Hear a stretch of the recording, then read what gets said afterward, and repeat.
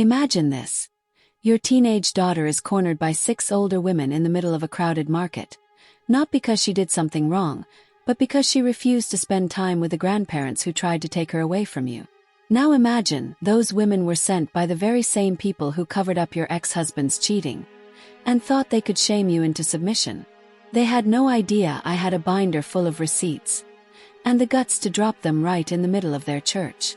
If you've ever been blindsided by betrayal or wanted to serve poetic justice to someone who thought they were untouchable, hit that like button and subscribe, because this story, it ends with the sweetest, most public humiliation I've ever delivered. I'm a 46-year-old single mom to 2 teenage daughters, 17 and 15. We've been through more storms in the past 2 years than I ever thought possible. My ex-husband was supposed to be my partner for life. But the truth, he was cheating on me, and not just a fling.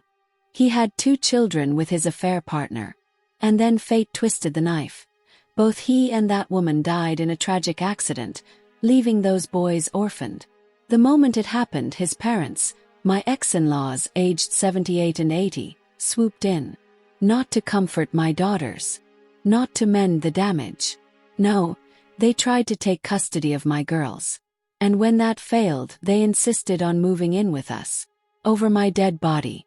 To my daughters, their father's betrayal is still raw. They were the ones who found the messages that exposed his affair. They were the ones who told me. And now they're in therapy, trying to heal from the chaos their father left behind. We live near a weekend farmer's market. Fresh produce, eggs, cheese, handmade sweets. That weekend was special because it was my youngest's birthday.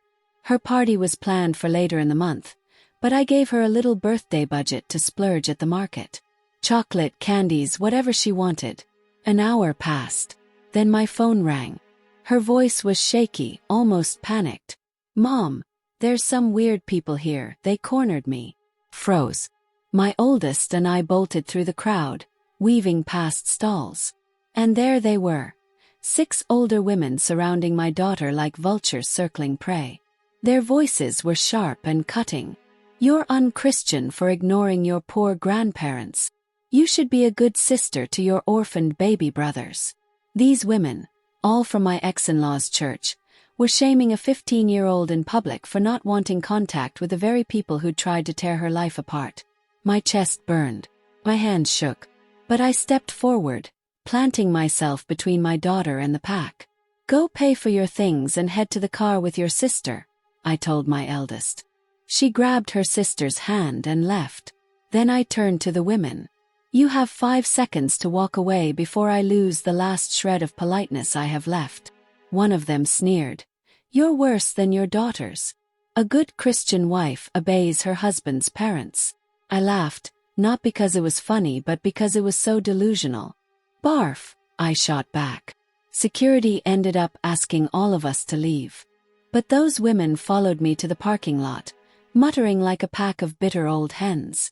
I got my girls in the car, locked the doors, and drove off.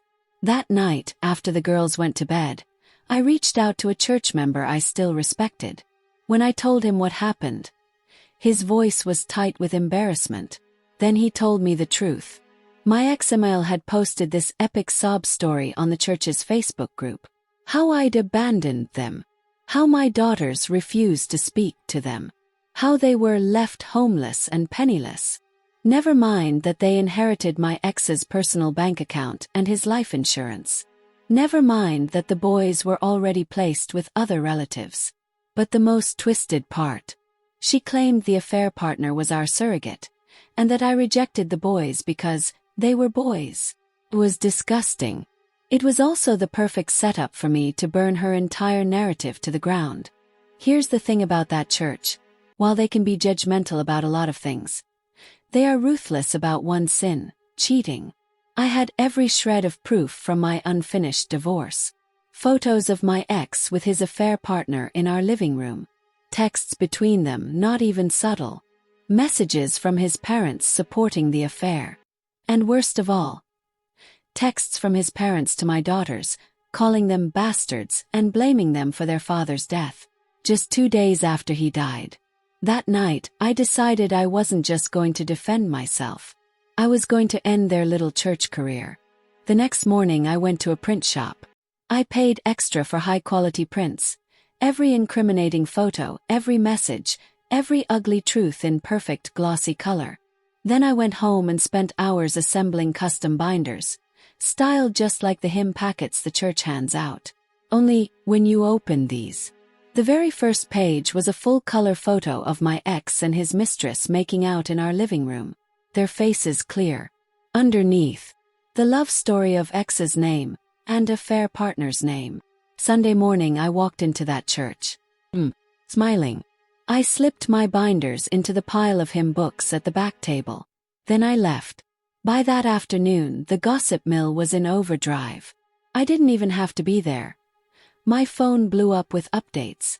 People raging in the Facebook group. The pastor trying to moderate language that was far from church-friendly. Congregation members openly condemning my ex-in-laws for enabling abuse toward my daughters. The cherry on top. Even the most judgmental members still tried to frame me as a lost lamb who might return to the light one day. But my cheating husband and his Jezebel? Beyond redemption. 2 apology letters arrived in the mail. For my daughters. There was even an invitation for me to return to church for support. As for my ex-in-laws, they were shamed so thoroughly they left the church entirely.